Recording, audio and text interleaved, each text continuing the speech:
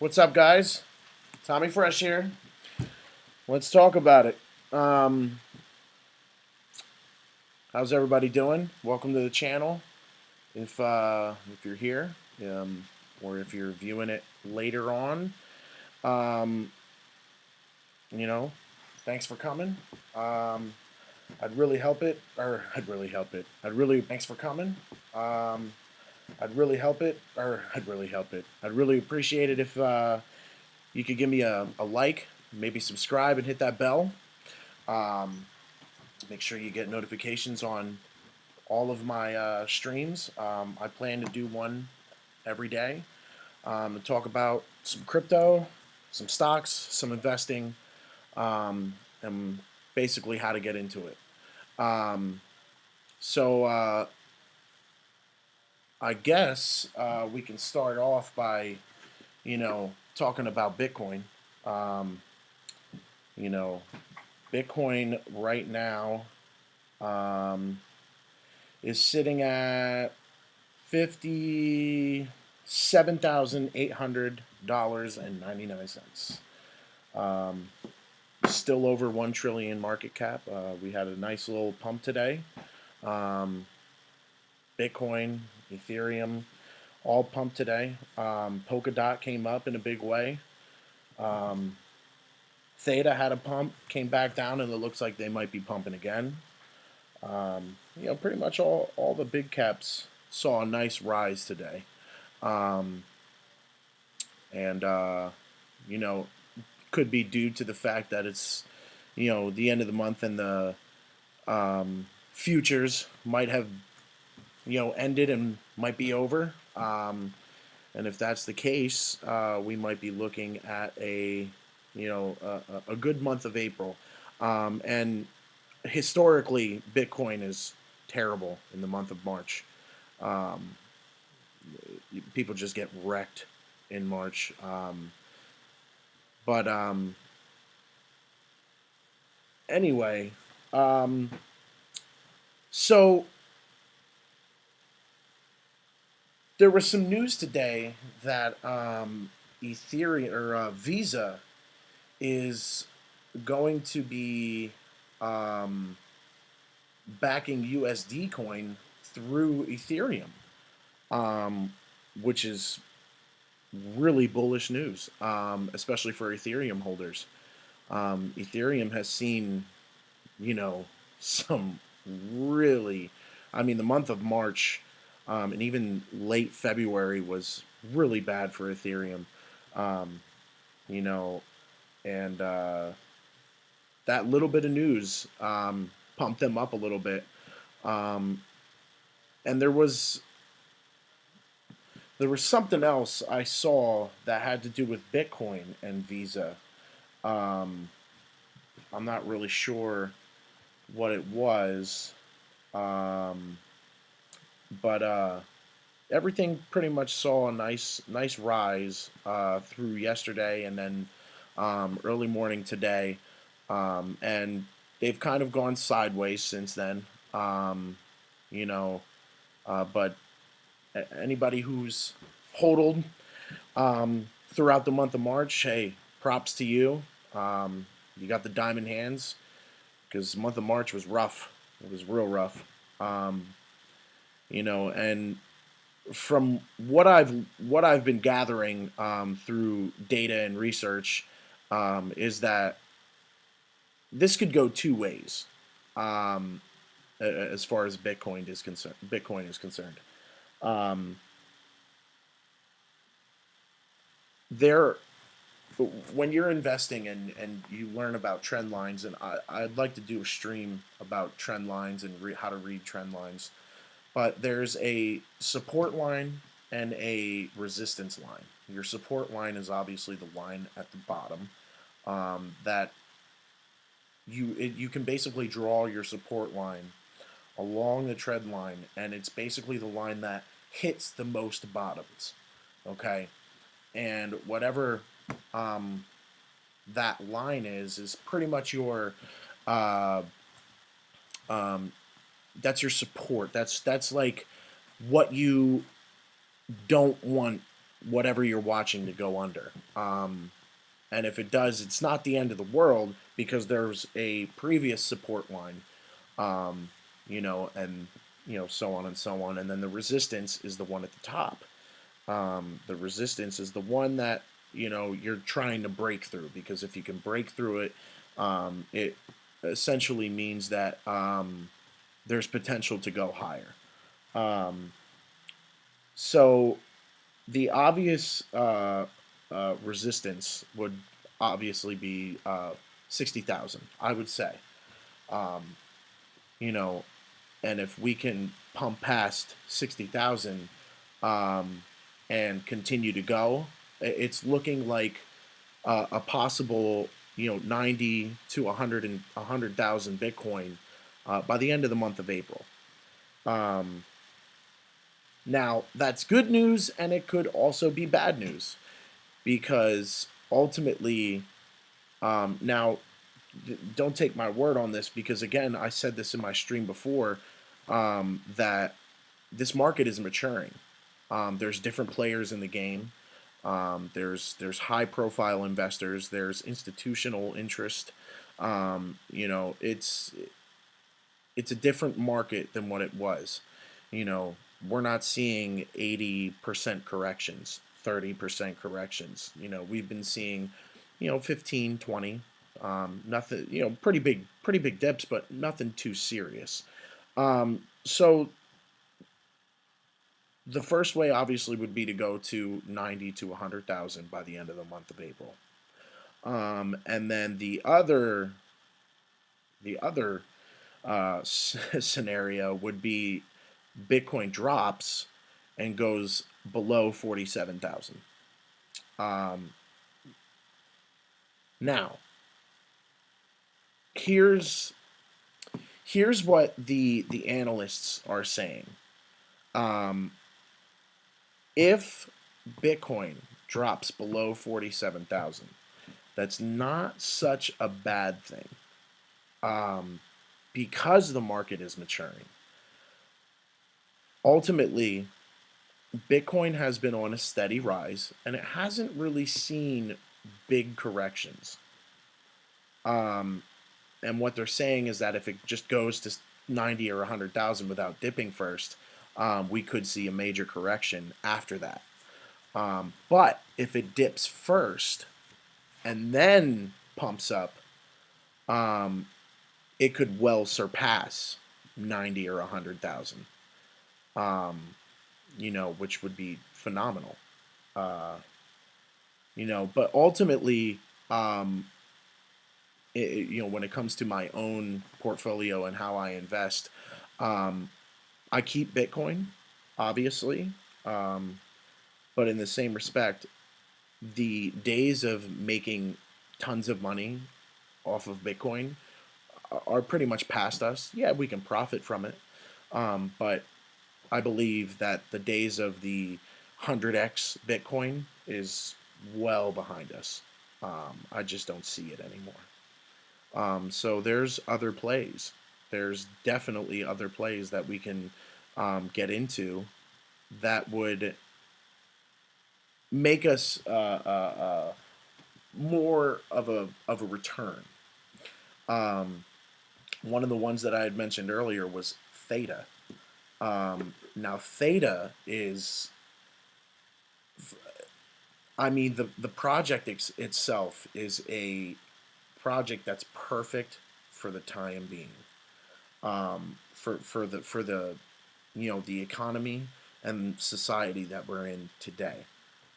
Um, so Theta is the token that is offered by the Theta network. Um, so it was a network that was built for video streaming, right? Except it's more of a peer-to-peer basis. There's no middleman. You know, it's not your it's not your typical um, streaming. It's decentralized, um, which means you are the streamer. You create the stream, you run the stream, and then you broadcast it yourself through the Theta network. Um, and their main focus is obviously uh, esports, which is an amazing play right now because esports and video games have been just on a tear as of late. And rightfully so. I mean, video games are getting better on a yearly basis. Um, you know, so the great thing about Theta is that it's advised by the co-founder of YouTube, Steve Chen, and then it's also advised by Justin Khan from Twitch. So there's already streaming platforms that are backing this, and you know, I think that's phenomenal. Phenomenal that you have these big tech companies that are, you know, already, standing behind this decentralized video streaming platform with a focus on esports. And the reason I say it's a good play for the time that we're in, the economy's opening back up, and people are chomping at the bit to get out and go do things. And the great thing about that and why that correlates with Theta is the easiest place for people to go have fun is Las Vegas. And Las Vegas is really diving into the esports, the the World Series of Gaming, I think it's called. I'm not really sure. Um, all I know is that it's a big thing right now, and um, you know, it's a play that is fit for the times, and so on top of exactly what they're made for, uh, they already have um, institutional back or not institutional backing. They already have a corporate backing. Companies like Google, Binance backs them. Obviously, Blockchain Ventures, um, Gumi, Samsung. I think I saw Sony as well. There's a lot that is backing this, and they're not only backing it, they're in it. They're participating, which is extremely bullish. And I just watched a video recently that somebody said they didn't even realize how fast and how much in a short period of time, just in the last year, Theta has grown 20,000%.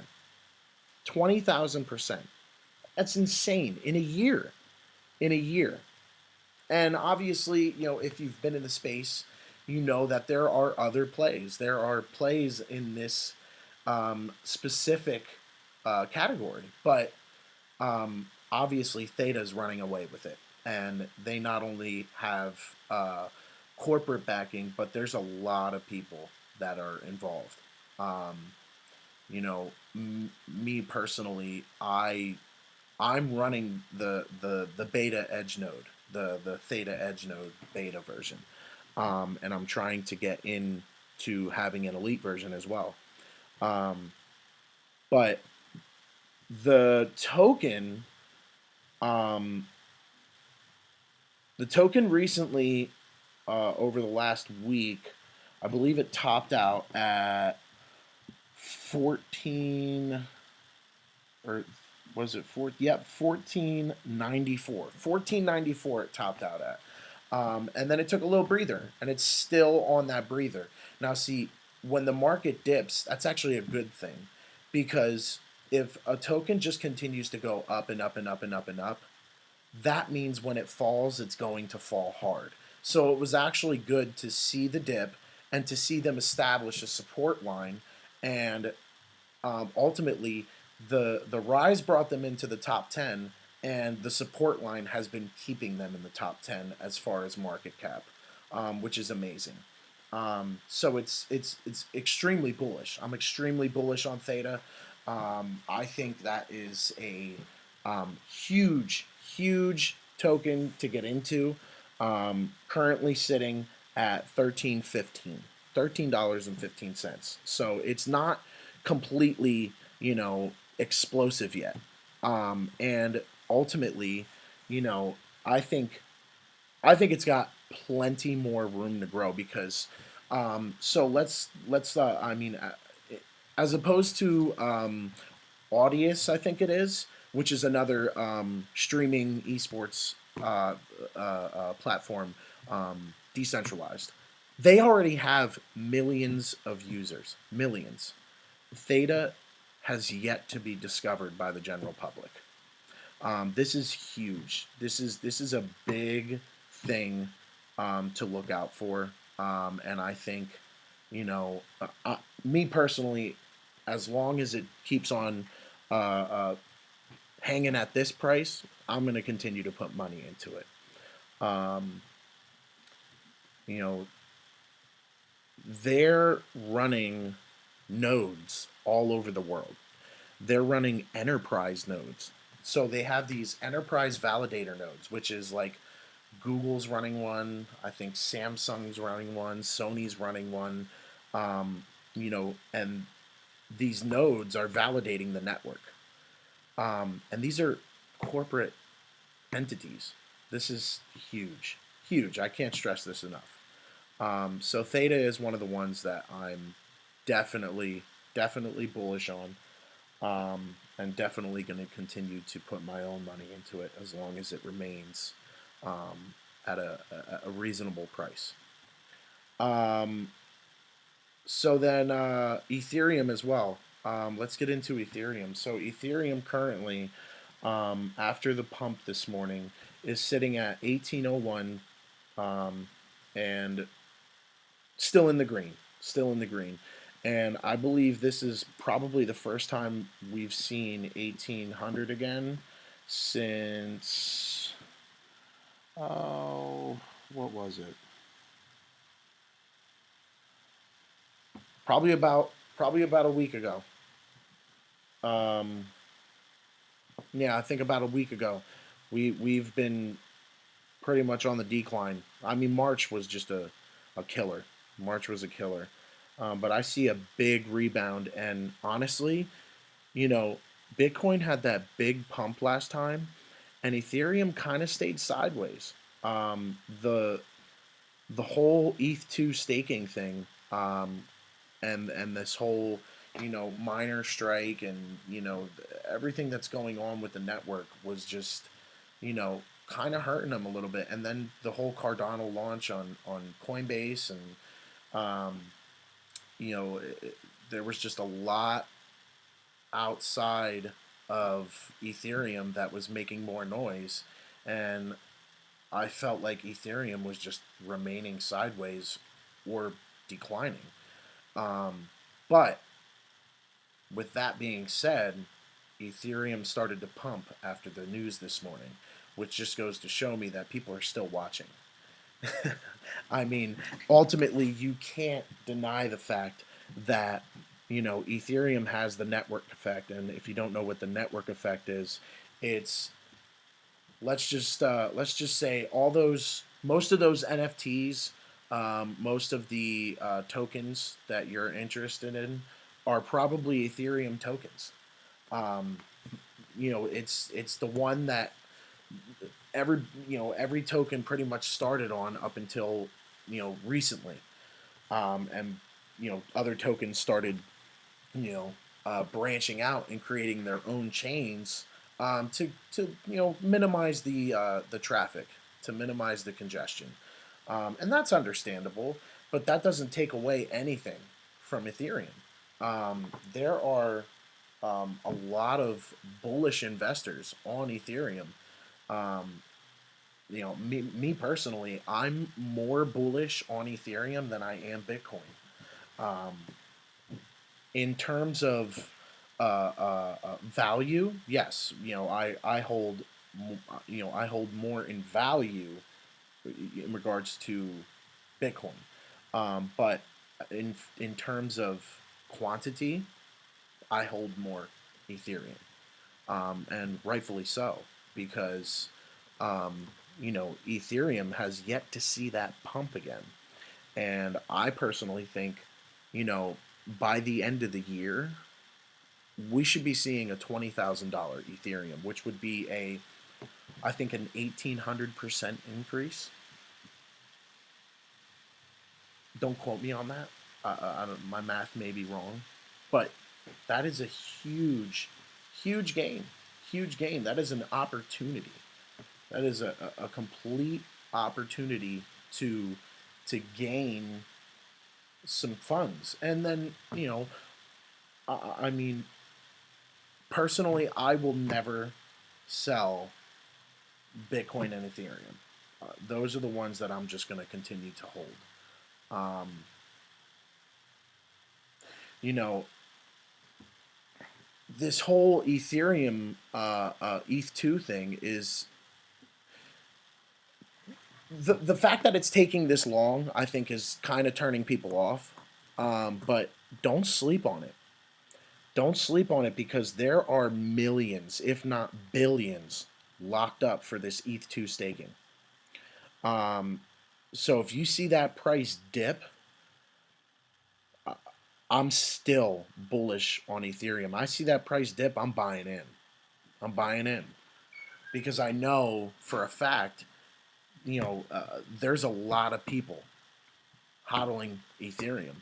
Um, and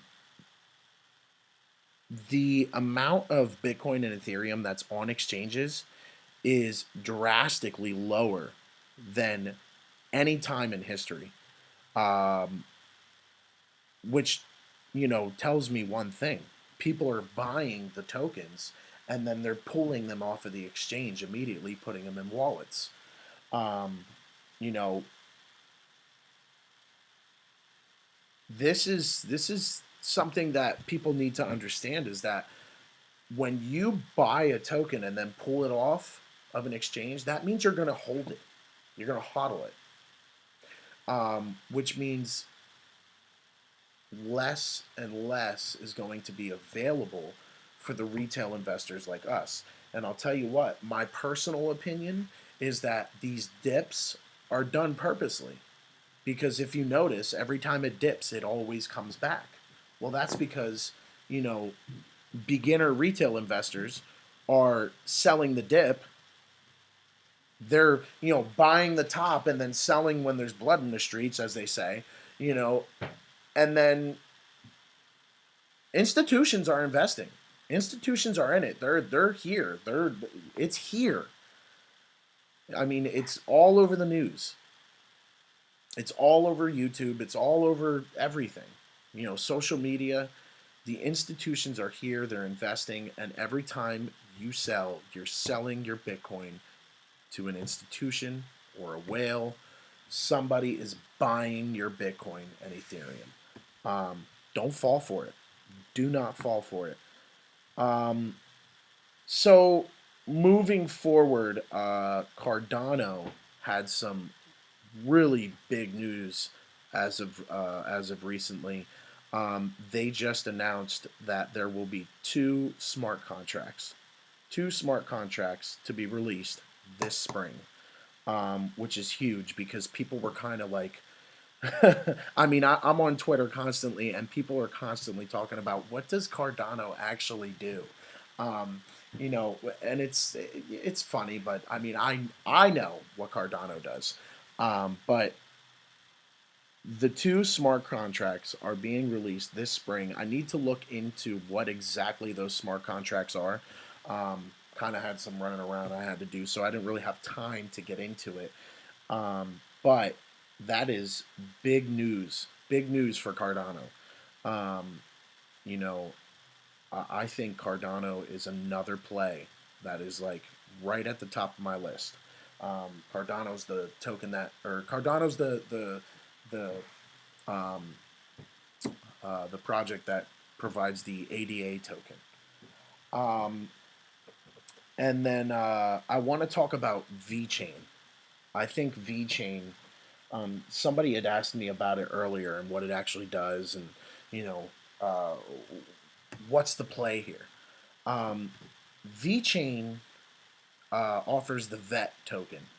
So VeChain is a supply chain management, which everybody knows in 2020 during the COVID-19 lockdown when um, everybody was buying up all the toilet paper and hand sanitizer and masks and gloves.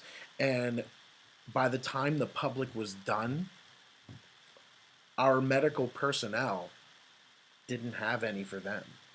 And they were actually struggling to provide this PPE for our medical personnel, which was really, really dangerous. These people were the ones that are taking care of the people that are sick. These are the ones that are, constantly around it, and they were fighting the public for PPE, um, which is a perfect example of supply chain dysfunction, supply chain unmanagement. VeChain is a play in that aspect. Um, they are a supply chain management company. They began in 2015, so they're fairly old. They've been around for a while, and they launched in 2016. Um, Aims to use distributed governance and Internet of Things technology to create an ecosystem which solves some of the major problems with supply chain management. Um, Ultimately, what VeChain does is they provide a platform where you can track said purchased item from start to finish. And I don't mean like from Walmart to your house, I mean like everything before Walmart as well. Where that metal came from for that bed that you ordered, how they put it together, the screws, everything that goes into it from start to finish until it gets to you. And ultimately, you know, the whole idea is to boost efficiency, traceability, and transparency of supply chain while reducing costs. I mean, that is huge, huge, and something that people really need to pay attention to. I mean, VeChain is currently sitting at less than 10 cents. Less than 10 cents. And they're a big cap. They're up there. Their market cap is $5 billion. They're up there. In the top 20. They've been around for a long time, and Sonny, their CEO, is a great guy, and you know, they just updated the wallet, the VeChain Thor chain wallet, I think it is. I actually use it because I hodl VeChain. I think VeChain is one of my plays that I'm going to profit a lot off of. Uh, VeChain is a really, really excellent play right now, and I think as long as it's under, 50 cents, a dollar, it's undervalued, completely undervalued. Um, Now, somebody had asked me earlier about uh, two tokens, and they were wondering, about the replacement of, the dollar, and basically saying that um, which one of these is going to replace the current, monetary system. And ultimately, there's a couple things that you have to understand in regards to, you know, in regards to that aspect. Um, so ultimately, the first thing that came to my mind was, you know, Bitcoin. So Bitcoin is currently considered a corporate tool, something that corporate can use to move assets around, um, purchase assets, um, and so on and so forth. Uh, you know, and it's also used as a store of value. It's not meant to replace the dollar. It's meant to hedge the dollar. So in terms of inflation and interest, it's meant to hedge the dollar. Um, a defense for when the dollar loses value, and the dollar has consistently been losing value. Um, it was never meant to take over the dollar. Um, Two, there's other plays in the crypto world that are more suited for that position. Um, Now, currently, XRP is being scrutinized by the SEC, and there's news on one side saying that XRP is guilty, and then there's news on the other side that's saying the SEC is full of crap. Um, Ultimately, we won't know until the verdict comes out. But if you take a look into XRP, their whole platform, I mean everything, the Ripple Labs, the ledger, whatever they have, um, it's all essentially made for payments, a global payment system. Um, if there's anything out there that is not a stable coin that is going to take that spot, I would say it's XRP. They already have a global network.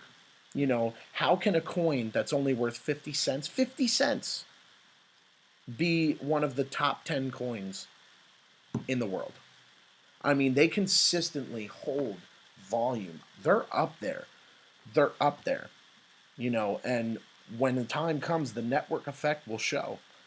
Um, Ultimately, in regards to the case, I think XRP as a token will be fine. I think XRP will continue on, but I think Ripple may face some, some not so great issues with the SEC. But I think XRP will be fine. And I mean, let's dive into XRP a little bit. So XRP provides a global payment system that can handle, I think, up to 1,500, or is it 15,000? Maybe 1,500 transactions per second. Per second. So they're up there with Visa and Mastercard. Um, on top of that, it's decentralized. It's peer to peer. There's no middleman. So when you send it, and it's on the blockchain. So you can verify that it went to the place that you sent it to without having to go through another source. It's trustless. You don't have to worry about a bank not making that payment. So on top of that, it's actually also less energy consuming than Bitcoin and Ethereum. It's very energy and eco-friendly. Um, Not to mention the speed of XRP is said to be quite faster, but I'm not really sure because I've never transferred XRP. Um, but what I do know is that if there's any crypto in the game besides a stablecoin that is going to take over the dollar, it would be that one. They already have central banks in other countries that are using XRP. It was only outlawed here in the U.S. It's not outlawed in any other country. Um, with that being said, number three, the Fed has consistently showed interest in crypto. But the Fed is waiting on the government because obviously, they're trying to make it sound like the government tells them what to do, but ultimately, they're just continuing to print money. So I don't know what that's about, but um, the Fed has consistently showed interest in crypto, and I believe the biggest play as far as the one that's going to take over the dollar, the one that's going to replace the dollar, would be a stable coin. It's not going to be a asset. It's going to be a stable coin. Something that is going to consistently have value. It's not going to go up. It's not going to go down. It could be USD coin. It could be Tether. It could be a completely new coin. Nobody really knows at this point. All we know is that that stable coin will have to be built on top of a chain. Um, so ultimately, the the chain that the token is, built on, would be the chain that would be the play for that. Um, so that's something that you're gonna have to, pay attention to. I mean, me personally, I will, continue to keep an eye out, and I'll keep you guys informed. Um, so the two tokens that the person asked me about was BAT, which is a basic attention token. That is the token provided by Brave. Brave offers the private browser, the one that's kind of it keeps your privacy for you, and it's becoming increasingly popular. Hence the reason why they have boosted early this year. But they kind of went sideways. But I don't think Brave is done going. I think, or BAT is done moving. I think BAT is just taking a breather, and they'll start pumping again because I think that's a good project to get into. People are really, really concerned with privacy as of lately, and I think that's something to look into. Um, so as well, I think the other token he asked me about was, oh yeah, was Audius, which is that other streaming um, platform project. Um, and I pretty much, I said the same thing I just said before. They already have millions of users. I really don't think there's much room to grow. Um, in regards to Audius. I mean, yeah, it might pump a little bit, but I think the in terms of growth, in terms of growing out of control, I think they're past that. Now, this is my opinion. I could be wrong. Everything is speculation in this game. But ultimately, I mean, if you do your research and you look into it, you'll realize that they're already in an established platform. You know, Theta is the play when it comes to that. That area of expertise. So I think that's pretty much going to wrap it up. I kind of want to keep it short today. I don't really want to ramble on, and you know, uh, um, I wish there were. I don't know if there's any viewers on here. Um, doesn't look like there is, but when I do get some viewers, I'd love to do a Q&A.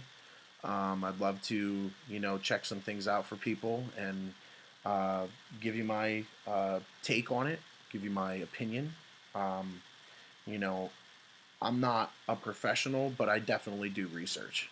Um, I spend a lot of time on the computer. I spend a lot of time on my phone. I'm constantly reading. It's something that I enjoy. It's something that I it keeps me intrigued, keeps me on my toes, because you can't predict the market. You can't time the bottom, you can't time the top, you can't time a fall, you can't time a rise. It's just absolutely impossible to time the market. Um, it's something that challenges me, and I love a challenge. Um, but I think that's going to wrap it up for today. Um, if you happen to see the video, smash the like. If you like it, if you don't, throw me a like anyway. You know, because it helps my channel, it helps me grow, um, and you know, um, I'd really like to get a lot more viewers on here so we can start having a bit more, a bit more fun on this channel. So if you can, smash the like, hit the subscribe button, make sure you hit the bell so that you can get all of my streams and notified when that happens. Um, but anyway, my name's TommyFresh, and this was Let's Talk About It. So have a good night, guys.